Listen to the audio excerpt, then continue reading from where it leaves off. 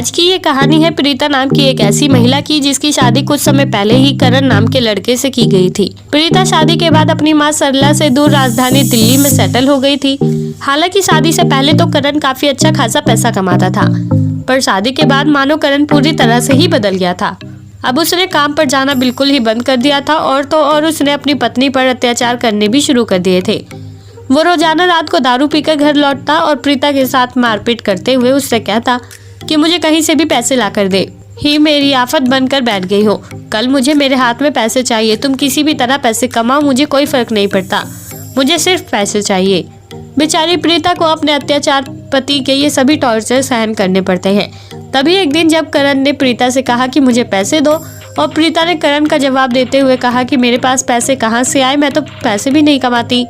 तभी करण प्रीता के बाल पकड़ते हुए उसे बाहर खींच कर ले गया और कहा कि तू चाहे नंबर 2 का काम कर या जो भी कर, मुझे आज के आज पैसे चाहिए, और अगर पैसे नहीं है तो इस घर में भी वापस मत आना। बेचारी प्रीता का तो शहर में कोई दूसरा सहारा भी नहीं था, इसलिए उसे मजबूरन उस दिन आस पड़ोस के लोगों के घर नौकरानी का काम करना पड़ता है, जिससे उसे कुछ पैसे मिलते हैं। और रात के वक्त थकी हारी प्रीता को अपने मेहनत से कमाए गए पैसे करण को थमाने पड़ते हैं। इसी तरह दिन बीतते गए और प्रीता को रोजाना नौकरानी का काम करके घर में पैसे लाने पड़े। प्रीता की कमाई से अब करण की जिंदगी ऐशो आराम से गुजरने लगी थी। जिसने काम पर जाना तो बंद किया ही हुआ था, साथ ही अब उसे घर में सारी सुख सुविधाएं भी मिलने लगी थी। तभी एक दिन जिस घर में प्रीता नौकरानी का काम किया करती थी, उस घर के मालिक का देहांत हो जाता है, जिसकी वजह से प्रीता को उस दिन काम पर नहीं बुलाया जाता। प्रीता को इस तरह से घर में देखकर करण उस पर भड़कता है और कहता है कि तुझसे इज्जत का काम तो होता नहीं है, और अब तू 2 नंबर से पैसे कमाने में भी डर रही है।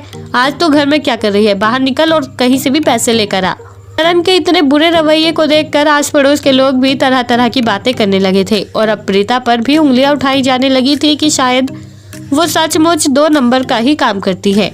लेकिन अब बहुत हो चुका था, प्रीता और सहन नहीं कर सकती थी। इसलिए उसी दिन जब करण ने प्रीता को धक्के मारकर बाहर निकाला, तभी प्रीता काम पर जाने की बजाय पुलिस स्टेशन जाती और पुलिस के साथ घर वापस लौटती है, और पुलिस को सारी सच्चाई बताते हुए करण को गिरफ्तार करवा देती है।